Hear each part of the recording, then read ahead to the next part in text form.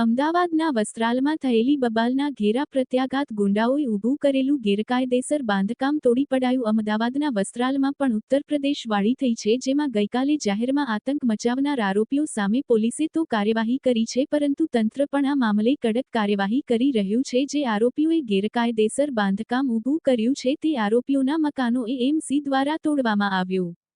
અમદાવાદ શહેર police commissioner અને પોલીસના ઉચ્ચ અધિકારીઓ પણ ઘટના સ્થળે પહોંચ્યા છે.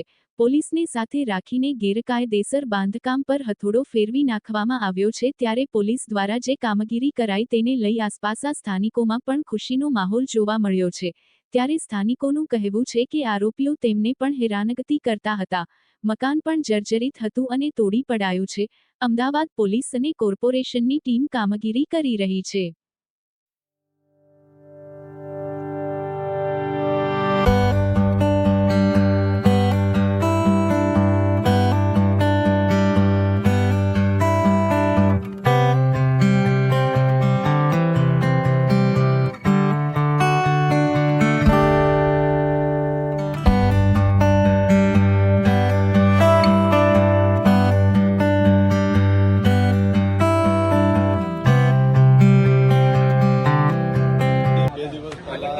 રામોલ વિસ્તારના જે વસ્ત્રાલ એરિયા છે એમાં એક પંકજ ભાવસાર અને એના માણસોએ અમુક ત્યાં જાહેર રોડ ઉપર તોડફોડ કરી છે.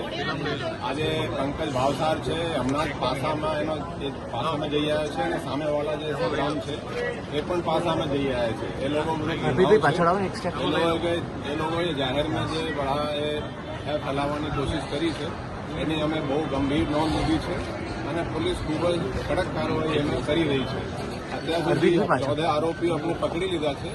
એમાં એક જુવેનાઇલ છે અને 13 બીજા આરોપીઓ છે. 13 આરોપીઓ છે અત્યારે 4 દિવસની રિમાન્ડ ઉપર છે અને એ લોકોએ જે ગેરકાયદેસર જે અહીંયા જે બાંધકામ કર્યા છે એ કોર્પોરેશન એને ડિમોલિશ પણ કરી રહી છે અને આપણે પોલીસ બંદોબસ્ત આ અંગે આપેલા છે. અને હું કહેવા માંગુ છું કે જે આ રીતેના જે શરારતી તત્વો કંઈ આ રીતે કૃત્ય કરશે, જો જાહેર રોડ ઉપર અને આ રીતેના જે ભય ફેલાવશે, પોલીસ એને બહુ કડક રીતે એ લોકો વિરુદ્ધ કાર્યવાહી કરશે.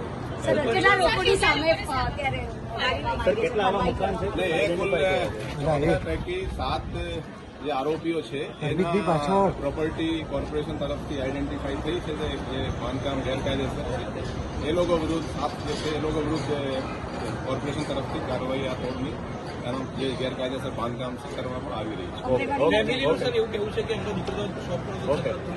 એ તો એ જે છે બધા જે આપણે આરોપીઓ પકડ્યા છે એ બધા સીસીટીવી અને પુરાવા આધારે પકડ્યા છે અને ભવિષ્યમાં પણ કોઈ એવા કરશે તો પોલીસ કડક કાર્યવાહી કરશે.